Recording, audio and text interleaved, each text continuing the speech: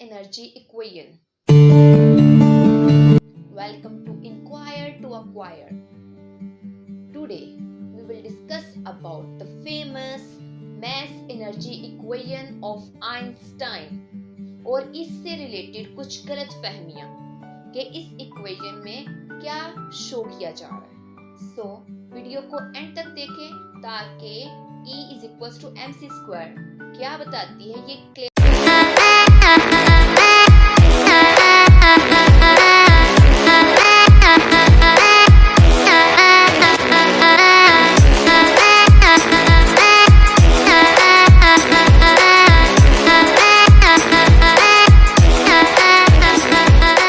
Einstein predicted the interconversions of matter and energy.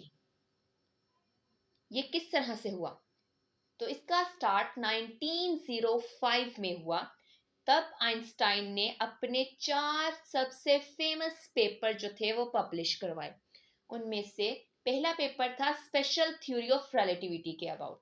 The second one is about photo electric effect and the third one is mass energy equation. mass energy connection इनका क्या है, एक दूसरे के साथ किस तरह से ये रिलेट करती है। अब मैस और एनर्जी को किस तरह से इंटर कन्वर्ट कर रहे हैं। मैस क्या है, एनर्जी क्या है, और कहा यह जाता है कि मैस एनर्जी की ही एक फॉर्म है और basic condensed form of energy हमारे पास मैस है। इट मींस मैस से एनर्जी एंड एनर्जी से मैस बनाया जा सकता है, लेकिन मैस एनर्जी की फॉर्म है, मैस कुछ और नहीं है। मैस हमारे पास क्या है? मैस हमारे पास कोई ऐसी चीज जो कि जगह घेरती हो। It is just like a matter. Mass हमारे पास क्या है? मैटर है। और हम ये कह सकते हैं कि मैस और एनर्जी बेसिकली एक कॉइन की 2 साइड्स हैं। लाइक एक कॉइन के 2 पहलू हैं। मैटर की हर स्टेट में, मैटर की कितनी स्टेट्स हैं? हमारे पास मैटर की 4 स्टेट हैं, लिक्विड, सॉलिड, गैस, प्लाज्मा। तो सारी की सारी फॉर्म्स, चारों फॉर्म्स में हमारे पास एनर्जी मौजूद होती है। और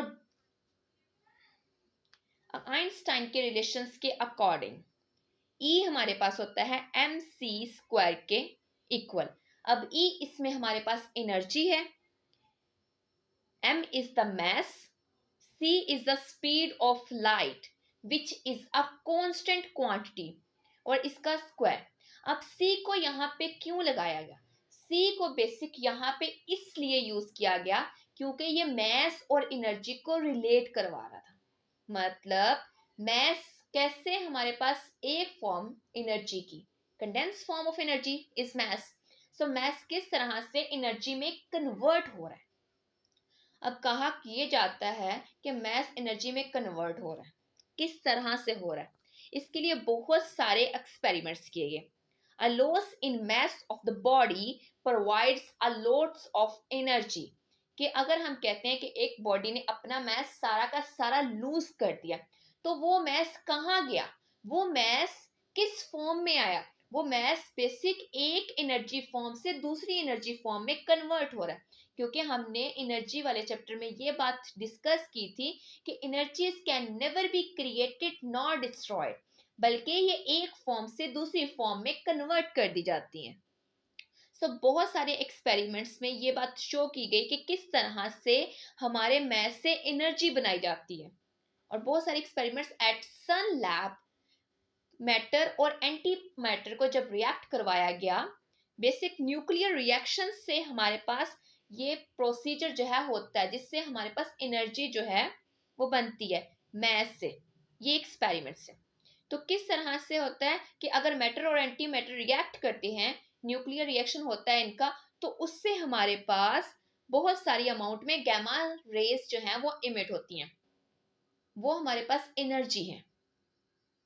मैस हमारे पास फॉर्म ऑफ एनर्जी है। और न्यूक्लियर फ्यूजन रिएक्शंस की अगर हम बात करते हैं, फॉर एग्जांपल कि हमारे पास किस तरह से इक्वेशन ये शो करती है कि हमारे पास ट्रीमेंडस अमाउंट ऑफ एनर्जी जो है, अगर हमारे पास एक छोटा सा मैस है, मतलब स्मॉल क्वांटिटी ऑफ मैटर भी है, उससे भी ट्रिमेंडस अमाउंट ऑफ एनर्जी हमारे पास ऑब्टेन हो जाती है।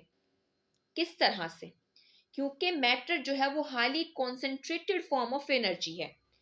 अब एनर्जी हम किस तरह से लेते हैं और ये किस तरह से न्यूक्लियर पावर प्लांट्स जो है इसी इक्वेशन पे बेस करते हैं, which is equals to mc square and c is the speed of light which is equals to 3 × 10⁸ metre per second.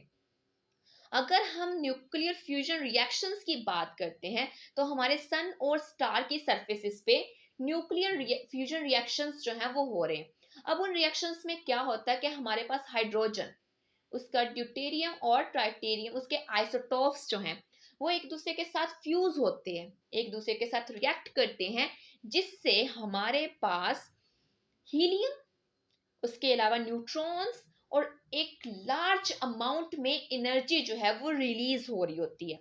अब हमारे पास जो अर्थ पे एनर्जी आ रही है उसमें से बहुत कम फ्रैक्शन में एनर्जी जो है वो अर्थ पे रीच कर रही है, और वो स्मॉल अमाउंट ऑफ एनर्जी जो है वो अर्थ पे लाइफ के लिए रिस्पॉन्सिबल है।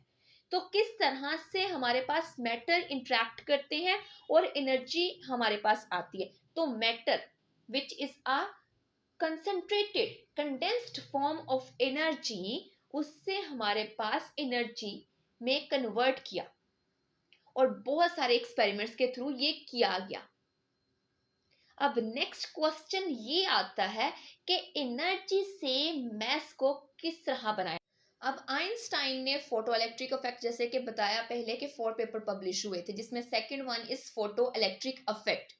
तो फोटो इलेक्ट्रिक इफेक्ट की जब हम बात करते हैं तो उसमें भी मैस और एनर्जी की इंट्रैक्शन होती है कि किस तरह से हमारे जो है फोटॉन्स एक मेटल सरफेस पे स्ट्राइक करते हैं और वहां से इलेक्ट्रॉन्स को इजेक्ट करवाते हैं। ये एक पूरा का पूरा इफेक्ट हम नेक्स्ट लेक्चर में डिस्कस करेंगे, लेकिन बेसिक ये समझना कि ये भी हमें मैस और एनर्जी की इंट्रैक्शंस के बारे में ही बताता है।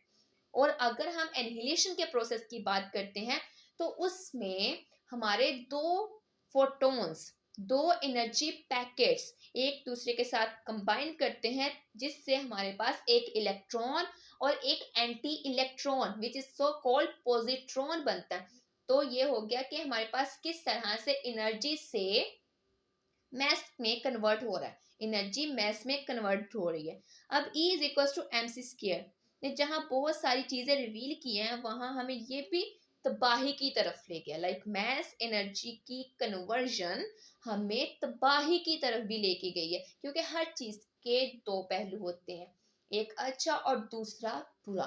तो एटॉमिक इंडस्ट्री लेके आई सामने, atomic bomb which is just are distraction. So energy को मैस में कन्वर्ट करना ये कहना गलत है। अब किस लिए, ये किस तरह? Equation E is equals to mc square हमारे पास कंप्लीट इक्वेशन नहीं है।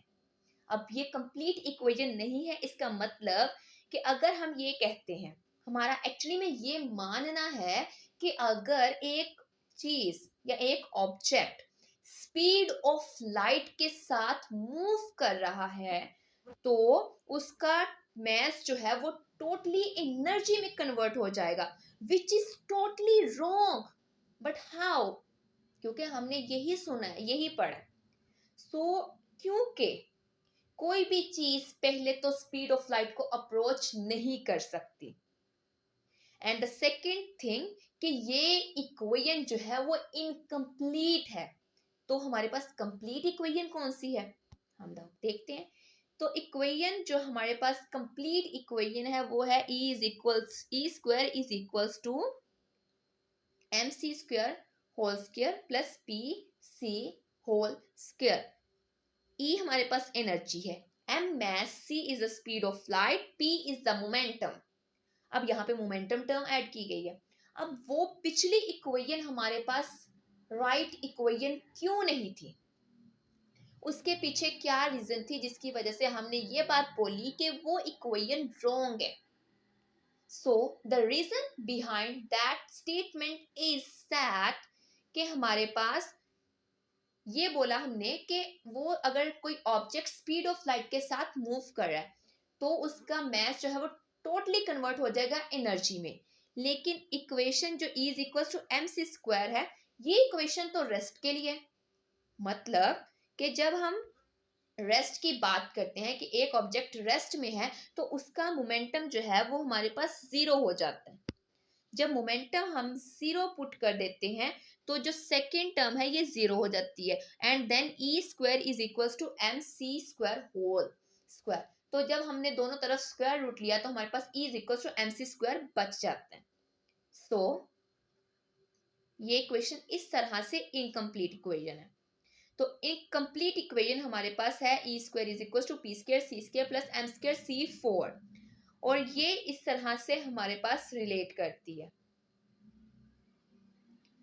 रेस्ट के लिए P0 पुट करेंगे, रिलेशन ये आ जाएगा। सो ये था आज का हमारा lecture. Hope so you like it. Next video में इंशाल्लाह हम लोग डिस्कस करेंगे और नई चीज़ों को एक न्यू चैप्टर के साथ।